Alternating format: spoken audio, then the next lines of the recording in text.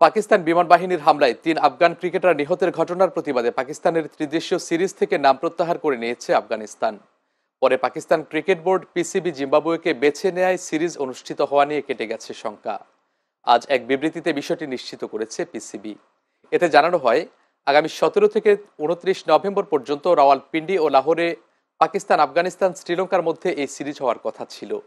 জিম্বাবুয়েকে যুক্ত করায় সূচির কোনো পরিবর্তন হবে না। আগামী ১৭ নভেম্বর রাওয়ালপিন্ডি ক্রিকেট স্টেডিয়ামে স্বাগতিক পাকিস্তান এবং জিম্বাবুয়ের ম্যাচ দিয়ে মাঠে গড়াবে ত্রিদেশীয় সিরিজ। একই মাঠে ১৯ নভেম্বর শ্রীলঙ্কার বিপক্ষে লড়বে জিম্বাবুয়ে।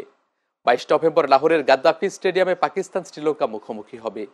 প্রতিটি দল দুবার করে মুখোমুখি হওয়ার পর শীর্ষ দুই দল ফাইনাল খেলবে ২৯ নভেম্বর লাহোরে।